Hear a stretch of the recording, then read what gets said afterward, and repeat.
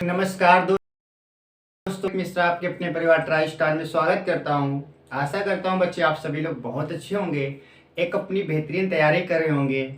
आज बच्चों हम देखने वाले हैं, जैसा कि आपको पता है अपनी एसएससी जीडी की तैयारी चल रही थी, जिसमें अपनी प्रैक्टिस सेट चल रही थी। आज प्रैक्टिस सेट में हम मैथ देखने वाले हैं। लेक्चर आपको मैथ का पहला लेक्चर आपको मिल चुका है, जिसमें रीडिंग के भी 2 लेक्चर प्रोवाइड करा दिए। आज हम देखने वाले हैं मैथ की प्रैक्टिस सेट नंबर 2। ठीक है, प्रैक्टिस सेट में इसमें जितने अधिक से अधिक क्वेश्चन हो सकते हैं वो सारे क्वेश्चन कराए जाएंगे। और ये सीरीज कैसी लगती है इसके बारे में आप अपनी राय जरूर दीजिए। कमेंट के माध्यम से आप अपना प्यार जता सकते हैं। क्लास कैसी लगती है, अगर अच्छी लगती है, आपको बहुत अच्छी लगती है, तो आप उसे अपने अन्य दोस्तों के साथ पे भी शेयर कर सकते हैं। ठीक है, चलिए क्लास शुरुआत करेंगे 2 लाइनों के साथ में। वो कहते हैं कि रख हौसला वो मंजर भी आएगा, रख हौसला वो मंजर भी आएगा, प्यासे के पास चलकर समंदर भी आएगा, थक कर ना बैठ ए मंजिल के मुसाफिर, मंजिल भी मिलेगी और मिलने का मजा भी आएगा। तो आपको अपने कर्तव्यों पर चलना है, आपको पीछे मुड़कर बिल्कुल भी नहीं देखना है, और एक समय ऐसा आएगा कि आपकी मंजिल आपको जरूर मिलेगी। ठीक है, लेकिन आपको ईमानदारी के साथ में, दृढ़ संकल्प के साथ में आपको अपनी तैयारी करनी होगी। चलिए शुरुआत कर लेते हैं आज का अपना लेक्चर। तो आज का अपना पहला क्वेश्चन दे रखा है, √3 लिखा है हमारे पास, रूट के अंदर 8 लिखा है, डिवाइड लिखा है, रूट के अंदर 16 लिखा है, डिवाइड 100/49, मल्टीप्लाई रूट के अंदर 125 लिखा है। इसमें आपको बताना है, इसका सोल्व करना है, सोल्यूशन क्या होगा। तो आपको अच्छे से पता है जब किसी भी रूट के बाहर अगर 2 लिखा होता है, इसका मतलब होता है स्क्वायर रूट निकालना। 3 लिखा होता है, इसका मतलब होता है क्यूब रूट निकालना। होता है या नहीं होता है? आप कहेंगे तो बहुत अच्छे से जानते हैं। तो ये अंदर क्या लिखा है, तो आप कहेंगे अंदर 8 लिखा है।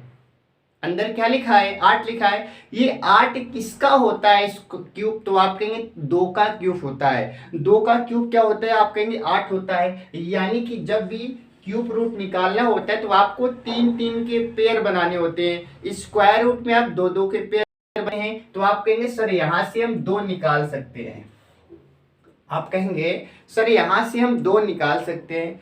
ठीक है, आप कहेंगे बट्टे लिखा है, बट्टे का चिन्ह लगाएंगे। नीचे क्या लिखा है याद रखना, रूट में कोई संख्या लिखी हो, बाहर जब कुछ भी नहीं लिखा होता है उसमें हमेशा क्या निकालना होता है, उसमें याद रखना हमेशा स्क्वायर रूट निकालते हैं। तो आप कहेंगे सर यहाँ 16 लिखा है, बट आप बाहर 3 किसका होता है, तो आप कहेंगे 4 का स्क्वायर 4 का स्क्वायर होता है। ठीक है, बीच में डिवाइड लगा है तो आप डिवाइड लगा देंगे।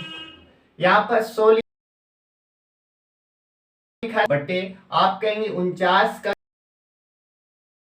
क्या नहीं होगा, आप मल्टीप्लाई लगाएंगे। यहाँ पर देखेंगे 125 लिखा है, तो आप कहेंगे 125 तो 5 का होता है या नहीं होता है। ठीक है, अब इसके बाद में आप बॉडमोस्ट का नियम लगाएंगे, हल करेंगे। आप कहेंगे जैसे डिवाइड हैं तो बाद की संख्याएं बदल जाती है, तो आप कहेंगे इसमें बदलेंगे तो 7 तो ऊपर चला जाएगा, 7 कहाँ जाएगा, ऊपर चला जाएगा, और नीचे क्या आ जाएगा, तो आप कहेंगे 10 आएगा। आएगा या नहीं आएगा? इसे आप सोल्व करेंगे, आपका आंसर आ जाएगा। तो आप कहेंगे 5 से काटेंगे 2 बार, 2 से काटेंगे 2 बार, तो फाइनली आपका आंसर कितना आएगा, 7/4। कितना आएगा, 7/4। तो पहले क्वेश्चन का राइट आंसर क्या होगा, 7/4। ठीक है, आई होप आपको पहला क्वेश्चन समझ आया होगा। अब हम बात करेंगे दूसरे क्वेश्चन की। दूसरा क्वेश्चन हमारे पास लिखा है, यदि हम दूसरे क्वेश्चन की बात करें तो दूसरा क्वेश्चन हमारे पास लिखा है, दो संख्याएं तीसरी संख्या से क्रमशः 20%, 40% अधिक है, तो बताइए पहली संख्या का दूसरी संख्या से कितने % कम है, ये आपसे पूछा गया है। ठीक है, तो आप कहेंगे जब ये बहुत इंपॉर्टेंट क्वेश्चन है, ऐसा क्वेश्चन जरूर आपके एग्जाम में बनेगा, पिछली बार भी बना था और हर एग्जाम में बनता भी है, और ये क्वेश्चन बहुत ही आसान होता है। तो इसमें आपसे कहा गया कि जो 2 संख्याएं तीसरी से अधिक है, तो सबसे पहले आपको तीसरी संख्या पता होगी, तभी तो आप पहली दूसरी बता सकते हैं। तो आप कहेंगे सबसे पहले आप यहाँ पर 3 संख्याएं लिखेंगे। मान लेते हैं कि तीसरी संख्या ABC आप मान लेते हैं, तो तीसरी संख्या हमारे पास क्या है, 100 है। तो दूसरी संख्या जो है उससे 20% अधिक हो जाएगी तो आप कहेंगे 120 हो जाएगी, और b जो इससे 40% है तो आप कहेंगे 140%। बताइए, यहाँ तक चीजें आपकी क्लियर हो गई होंगे? यहाँ तक तो आपको किसी भी सवाल में कोई डाउट नहीं हुआ होगा। इसके बाद देखो, फिर आपसे पूछा क्या गया है, पहली संख्या का कितने परसेंट दूसरी संख्या से कम है, यानी पहली संख्या जो है ये दूसरे से कितना कम है। तो आप कहेंगे अभी तो 40, यहाँ पर 120 है, यहाँ पर 140 है, यानी कि कहीं ना कहीं 20 कम है। कितना कम है? 20 कम है। लेकिन आपसे क्या पूछा गया है? आपसे तो परसेंटेज पूछा गया है, और किसके पूछा गया? तो दूसरी से, जिससे हम तुलना कराते, कंपैरिजन कराते हैं, वो संख्या हमेशा नीचे लिखते हैं। तो आप कहेंगे तुलना किससे हो रही है? दूसरी संख्या से, तो 140 तो नीचे आ जाएगा, है ना। परसेंटेज लाने के लिए आप 100 का मल्टीप्लाई करते हैं। 0 से आप 0 काटेंगे, 2 से काटेंगे 7 बार, 2 से काटेंगे 10 बार, तो 10 का 10 भी करेंगे 100/7 परसेंटेज। यही आपका राइट आंसर। 100/7% क्या होगा? आपका राइट आंसर हो जाएगा। तो उम्मीद है आपको पहला क्वेश्चन, दूसरा क्वेश्चन, दोनों क्वेश्चन आसानी से समझ आ गए होंगे, और पहले दूसरे में आपको किसी भी चीज को लेकर डाउट नहीं होगा। ठीक है, चलिए इसके बाद हम बात करेंगे क्वेश्चन नंबर 3 की बात कर लेते हैं। 3 नंबर में कहीं ना कहीं बॉडमॉस यानी सिंप्लीफिकेशन का क्वेश्चन दे रखा है, और आप नोट कीजिए आपके एग्जाम में यहाँ से क्वेश्चन एक जरूर आएगा, 100% यहाँ से क्वेश्चन बनेगा ही बनेगा। चलिए देख लेते हैं इसमें करना क्या होता है। आपको बॉडमॉस लगाना होता है। बॉडमॉस मैंने बहुत अच्छे से आपको क्लास में सिखाया है, ठीक है। तो उसमें आप, अगर आपको इस टॉपिक को लेकर डाउट है तो आप YouTube में सर्च कर सकते हैं, या फिर आप जाकर ट्राई स्टार क्लासेस में प्लेलिस्ट में जाकर देखेंगे, आपको मिल जाएगी। आप सबसे पहले यहाँ पर क्या करेंगे? आप कहेंगे सबसे पहले इसमें ब्रैकेट को हटाना पड़ेगा। आप कहेंगे ब्रैकेट हटाएंगे, देखो तो आप कहेंगे 3 2 5 हो जाएगा, 5 आएगा। और इस ऑफ का मतलब क्या होता है? तो आपके इसका मतलब दरअसल मल्टीप्लाई होता है, आप मल्टीप्लाई करेंगे तो आप कहेंगे 3 2 5 हो जाएगा, और 5 में करेंगे तो 5 25 हो जाएगा। 6 से आप काटेंगे 30 को, यहाँ पर 5 आएगा, तो 5 यहाँ से आया, 5 यहाँ से आया, 5 यहाँ से आया, यानी कि 5 25 पंजे 125। आप कहेंगे यहाँ से तो 125 निकलेगा, यहाँ से लेकर यहाँ तक हल किया तो कितना आया? 125 आ गया, ठीक है। यहाँ पर आप करेंगे 3 दूना 6, और 6 का मल्टीप्लाई 12 के साथ करेंगे तो 12 72, माइनस का 72 आएगा। आप माइनस 72 करेंगे, आपका आंसर आ जाएगा। देखिए 5 में से 2 घटाएंगे 3 बचेगा, 12 में 7 घटाएंगे 5 बचेगा, यानी कि 53 क्या होगा? इस क्वेश्चन का राइट आंसर हो जाएगा। 53 क्या होगा? इस क्वेश्चन का राइट आंसर हो जाएगा, ठीक है। और इस टॉपिक को मैंने बहुत अच्छे से बताया। सिंप्लीफिकेशन आपने कई बार पढ़ा होगा, लेकिन जिस प्रकार से मैंने आपको सिखाने का प्रयास किया, हो सकता है आपने ना सीखा हो, क्योंकि सिंप्लीफिकेशन अपने आप में टाइम टेकिंग क्वेश्चन होता है, बहुत समय लगता है। बट मैंने वो तरीका आपको बताया जिससे आप बिना पेन के भी सॉल्व कर सकते हैं। कैलकुलेशन आपकी बहुत अच्छी हो जा रही है, बट उसे आपको एक बार देखना पड़ेगा। चलिए, फिर लिखा है कि 18 गेंदों को 900 में बेचने पर 6 गेंदों के क्रय मूल्य के बराबर हानि होती है, तो एक गेंद का क्रय मूल्य बताइए। देखो क्वेश्चन को बारीकी से समझो। पहले क्वेश्चन आपसे पूछना क्या चाहता है? क्वेश्चन बहुत ही आसान है, बट इसकी लैंग्वेज कंफ्यूजन करने वाली है। 18 गेंदों को 900 में बेचने पर 6 गेंदों की क्रय मूल्य के बराबर हानि होती है। बस ये पॉइंट आपको पकड़ना है कि 6 गेंदों के क्रय मूल्य के बराबर हानि होती है, यानी हानि। तो आप कहेंगे हानि जो है ना, ये 6 CP के बराबर है। CP क्या होता है? कॉस्ट प्राइस, यानी कि क्रय मूल्य, ठीक है, बराबर। और ये है क्या? और आपको आप जानते हैं अच्छे से फॉर्मूला क्या होता है? हानि बराबर होता है क्रय मूल्य माइनस का विक्रय मूल्य, क्रय मूल्य माइनस का विक्रय मूल्य। तो आप कहेंगे कहीं ना कहीं 18 वस्तुएं खरीदी जा रही थी और 18 ही वस्तुएं बेची जा रही थी। बताइए, ये चीज आपको समझ आ गई है ना। हानि का सूत्र क्या होता है? हानि बराबर क्रय मूल्य माइनस का विक्रय मूल्य, ठीक है। कॉस्ट प्राइस, क्रय मूल्य को बोलते हैं कॉस्ट प्राइस, और विक्रय मूल्य को सेलिंग प्राइस बोलते हैं, ठीक है। आप यहां से इन दोनों का रेशियो निकालेंगे, तो आप कहेंगे CP को भी इधर लाते हैं, तो आप कहेंगे 6 CP तो हमारे पास पहले से था, इधर लाएंगे तो 18 CP हो जाएगा, बराबर माइनस का 18 SP लिखा, ऐसे आप लिखेंगे। आप कहेंगे 18 में से 6 घटाएंगे, माइनस का 12 CP आएगा, बराबर माइनस का 18 SP दे रखा है। आप माइनस से माइनस काटेंगे, सीपी एसपी का रेशियो निकालेंगे तो आप कहेंगे सीपी बटे एसपी बराबर आप क्या बोलेंगे 18 बटे कितना 12। काटेंगे आप 6 से 6 3 18 6 दूनी 12। कुल मिलाकर के आप कहेंगे सीपी का मान तो 3 आया, एसपी का मान 2 आया। ठीक है,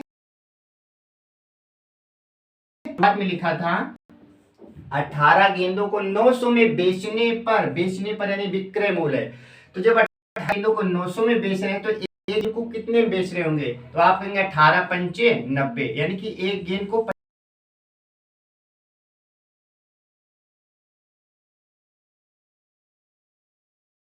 50, दो का मान कितना दे रखा है 50 दे रखा है, तो ये 25 का कहीं ना कहीं मल्टीप्लाई किया गया। तो आपसे तो कहा गया क्रय मूल्य बताइए गेंद का क्रय मूल्य, तो आप कहेंगे गेंद का क्रय मूल्य है कितना 3 है, 3 का 25 गुना करेंगे, 3 का क्या राइट आंसर है 75 ही क्या है आपका राइट आंसर है।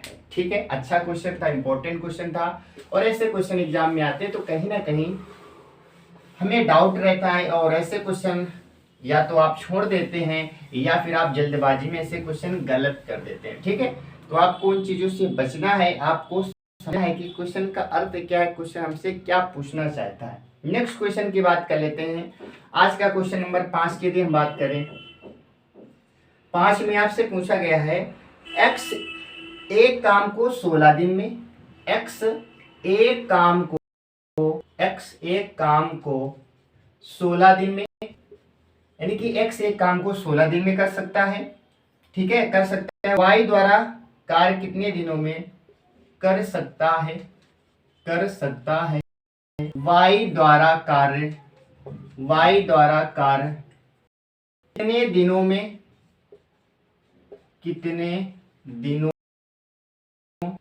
वाई द्वारा कार्य कितने दिनों में पूरा किया जाएगा, यदि पूरा किया जाएगा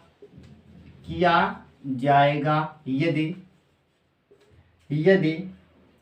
y की दक्षता x की तुलना में 60% अधिक है, यदि y की दक्षता x की तुलना में 60% अधिक है, 60% अधिक है, और आप इस क्वेश्चन पे लगाएंगे स्टार, क्योंकि क्वेश्चन बहुत ही महत्वपूर्ण है और ऐसा क्वेश्चन आपको एग्जाम में देखने को जरूर मिलेगा। ठीक है, तो क्वेश्चन वही है बट इसमें इसकी लैंग्वेज घुमा दी है, और मेन होता है इसको पकड़ना, इसी में तो आपको टाइम लगता है। आप कहेंगे एक्स एक काम को 16 दिन में कर सकता है, ठीक है, वाई जो काम करेगा ये आपसे क्वेश्चन पूछा गया नहीं कि y का मान पूछा गया है, लेकिन इसमें एक बात ये बोली गई है y की जो दक्षता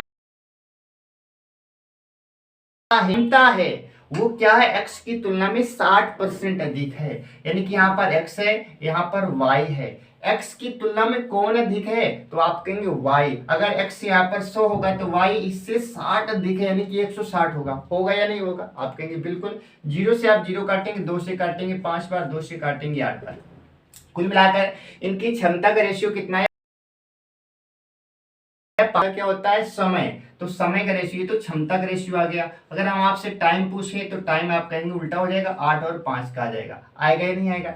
जिसकी क्षमता ज्यादा उससे समय कम, जिसकी क्षमता कम उससे समय ज्यादा, एक दूसरे का अपोजिट होता है। अच्छा, यहाँ पर x कितने दिन में करता है, आप कहेंगे 16 दिन में करता है, यहाँ पर x कितने दिन में करता है 8 दिन में करता है, तो 8 से 16 बनाए तो आप कहेंगे कहीं ना कहीं 2 का मल्टीप्लाई, 8 दूनी 16, तो 5 दूनी 10, आपका आंसर कितना आएगा 10 आएगा या नहीं आएगा। आपका आंसर कितना होगा, आप कहेंगे हमारा सर आंसर 10 आ जाएगा। ठीक है, चलिए नेक्स्ट देखेंगे। अगला प्रश्न हमसे पूछा गया है, एक डीआई का क्वेश्चन कर लेते हैं। डीआई का क्वेश्चन हमसे पूछा क्या गया है, बस एक सर्किल बना है, सर्किल हमारे इस प्रकार से है और इसमें इस प्रकार से दे रखा है। ठीक है, चलिए इसमें दे रखा है 72 डिग्री है, 72 डिग्री है, यहाँ पर वाकिंग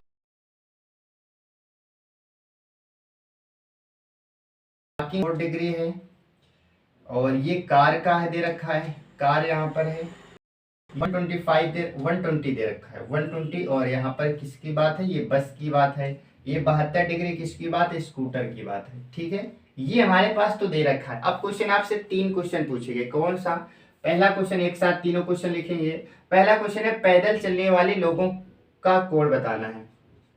पैदल चलने वाले लोगों का कोण, लोगों का कोण क्या होगा, पहला क्वेश्चन। दूसरा क्वेश्चन हमसे पूछा गया है स्कूटर का प्रयोग करने वाले बच्चों का परसेंटेज। स्कूटर का प्रयोग करने वाले बच्चों का प्रतिशत, दूसरा क्वेश्चन। अब तीसरा क्वेश्चन आपसे पूछा गया है यदि 180 विद्यार्थी पैदल चलकर, यदि 180 विद्यार्थी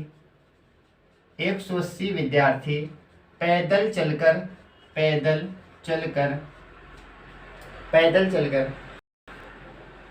विद्यालय आते हैं तो विद्यालय में कितने विद्यार्थी हैं? चलकर विद्यालय आते हैं तो विद्यालय में कुल विद्यार्थी कितने हैं, टोटल स्टूडेंट कितने हैं? ठीक है, कुल विद्यार्थी कितने हैं, ये आपसे क्वेश्चन पूछेगा। बहुत ही आसान डीआई, और डीआई आपके एग्जाम में जरूर आएगी।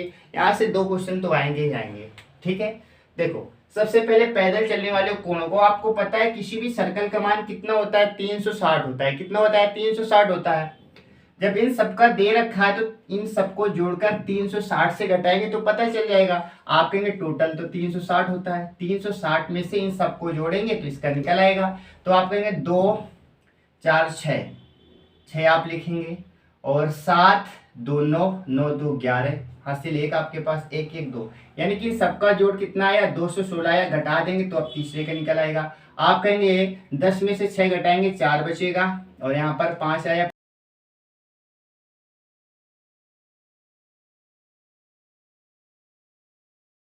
140 डिग्री आएगा। पहले का आंसर कितना आएगा, 140 डिग्री आ जाएगा। बहुत आसान क्वेश्चन था। नेक्स्ट, स्कूटर का प्रयोग करने वाले बच्चों का परसेंटेज बताना। स्कूटर कहाँ पर, तो आप कहेंगे 72 डिग्री, ठीक है, 72 डिग्री।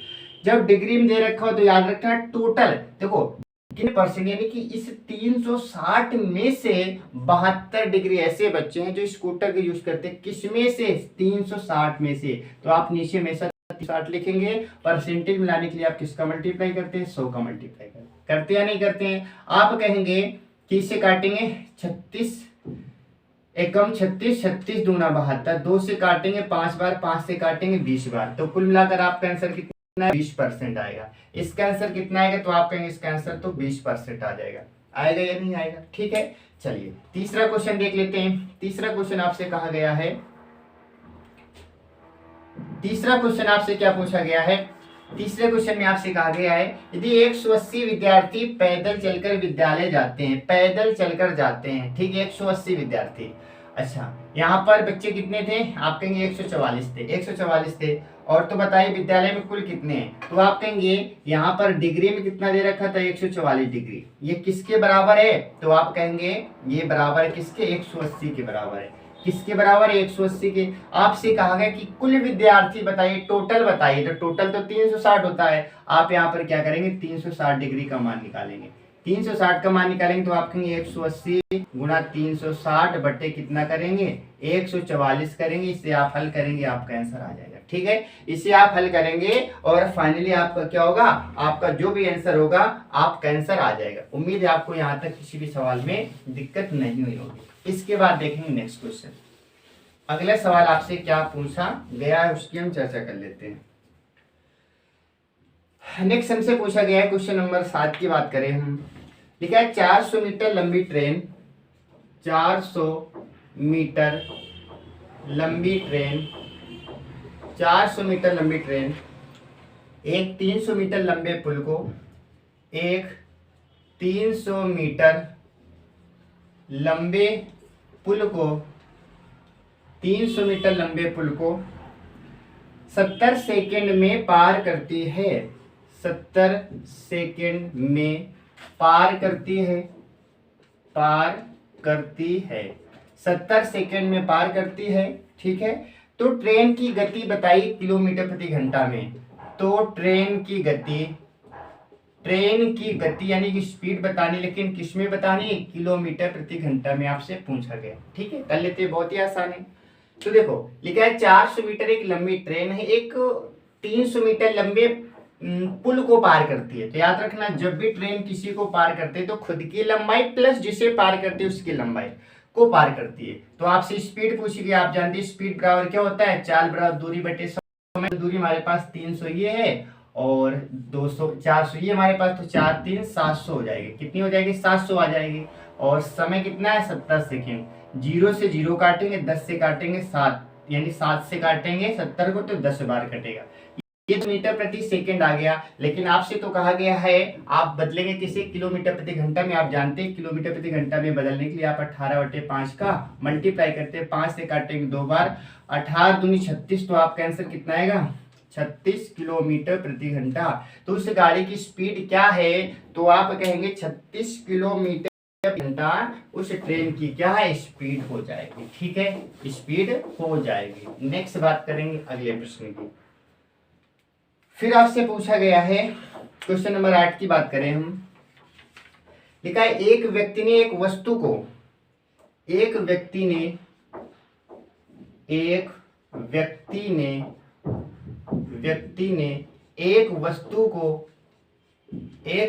ने एक वस्तु को 3600 में बेचा और 3600 में बेचा और 20% का लाभ प्राप्त किया। 20% का लाभ प्राप्त किया। 20% का लाभ प्राप्त किया। ठीक है, यदि उसने वस्तु को 3150 में बेचा होता, यदि उसने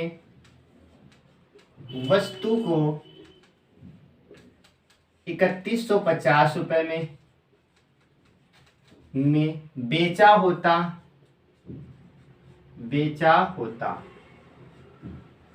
ठीक है, तो कितने परसेंट लाभ होता? तो कितने प्रतिशत लाभ होता? ठीक है, देखो क्वेश्चन के कहने का तात्पर्य ये है, एक व्यक्ति ने एक वस्तु को 3600 में बेचा तो उसे 20% का लाभ हो गया। तो ये 3600 तो एसपी हो जाएगा, विक्रय मूल्य हो जाएगा। तो आप पहले इसका क्रय मूल्य निकालें। आप जानते हैं जब भी हमें क्रय मूल्य निकालना होता है तो जो कुछ करते हैं कहाँ करते हैं? विक्रय मूल्य में ऊपर करते हैं। आप कहेंगे 3600 था, इसमें से लाभ 12% का, 20% का, तो आप कहेंगे नीचे तो 120 आएगा, ऊपर क्या आएगा? होता है विक्रय मूल्य तो 120 ऊपर होता है, क्रय मूल्य हमेशा नीचे, विक्रय मूल्य हमेशा ऊपर। आप 0 से 0 कुल मिलाकर कितना आएगा? आप कहेंगे 3000 आएगा। कितना आएगा? 3000। क्रय मूल्य आपका कितना आ गया? 3000 आ गया। लेकिन आपसे कहा गया है यदि उसने वस्तु को 3150 में बेचा तो क्रय मूल्य तो 3000 था, बेचा किसमें? 3150 में। कितने का प्रॉफिट हुआ? आप कहेंगे 3000 से 3150 पे जाएंगे तो 150 का प्रॉफिट हुआ, और किस पर हुआ? क्रय मूल्य पर हमेशा होता है। तो आप कहेंगे नीचे तो 3000 आएगा, मल्टीप्लाई आप क्या करेंगे? 100। 2 जीरो से आप 2 जीरो काटेंगे, 0 से आप ये काटेंगे, 3 से काटेंगे 5 बार, तो कुल मिलाकर कितने का फायदा होगा? तो आप कहेंगे 5% का फायदा होगा। तो बताइए आपका आंसर कितना आएगा? 5% आएगा।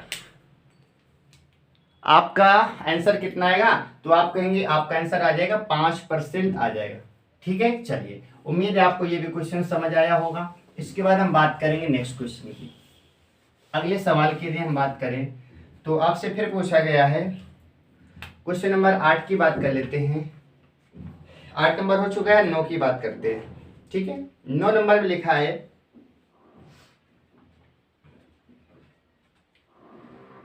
ठीक है, लिखा है 2 पाइप ए और बी एक टंकी को, 2 पाइप ए व बी एक टंकी को 2 पाइप ए व बी एक टंकी को क्रमशः 20 मिनट व 25 मिनट में भर सकते हैं। क्रमशः 20 मिनट व 25 मिनट में भर सकते हैं, भर सकते हैं।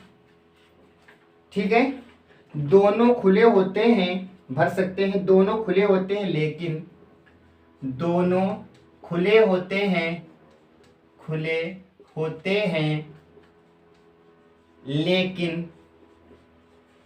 लेकिन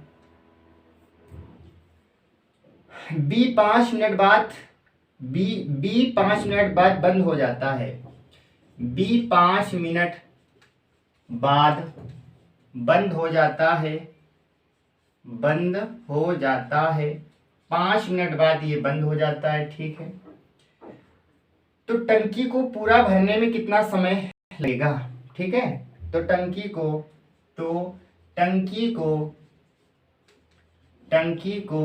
पूरा भरने में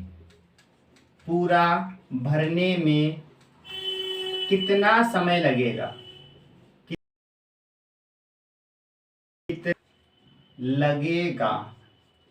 कितना समय लगेगा, ये आपसे क्वेश्चन पूछा गया है। ठीक है, देखो दो पाइप है, ए और बी, दोनों क्या करते हैं, टंकी को भरते। ए भरता है 20 मिनट में, जबकि बी भरता है 25 मिनट में। लेकिन होता क्या है, घटना ये होती है कि बी 5 मिनट बाद बंद हो जाता है। इसका मतलब 5 मिनट तो चला होगा, 5 मिनट बाद बंद हो जाता है। अब जो भी काम बचेगा तो कौन करेगा? ए करेगा। तो कुल मिलाकर टंकी हमें भरनी कितने समय में टंकी भर जाएगी?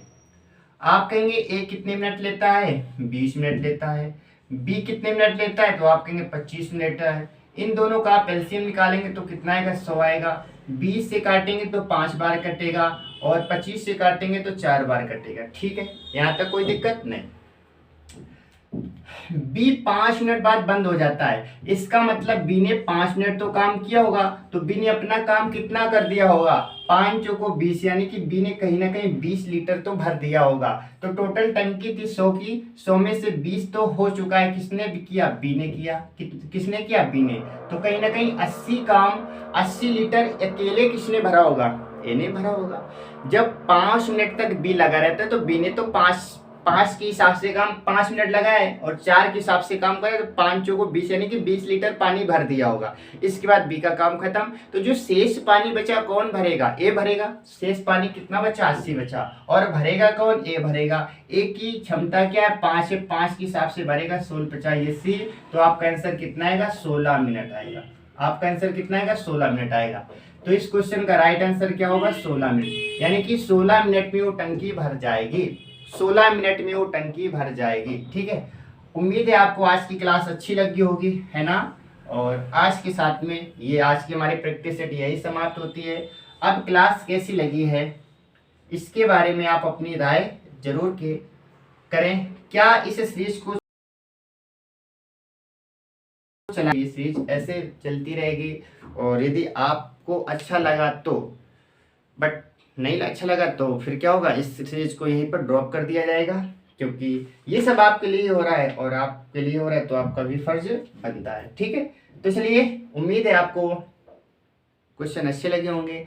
इसके अलावा किसी भी क्वेश्चन में आपको डाउट है तो आप व्हाट्सएप ग्रुप से जुड़ सकते हैं, या टेलीग्राम ग्रुप से कर सकते हैं, पर्सनली फ़ोन भी कर सकते हैं, जिसमें आपको नंबर दे रखा है, तो आप उस पर फ़ोन कर सकते हैं। किसी भी क्वेश्चन को लेकर, किसी भी सब्जेक्ट का क्वेश्चन हो, आप उसमें जाकर हमसे पूछ सकते हैं, और उसका सलूशन आपको दिया जाएगा। चलिए, इन्हीं शब्दों के साथ में ये वाणी को विराम देते हैं। ओके, जय हिंद, जय भारत, राधे राधे, राम राम।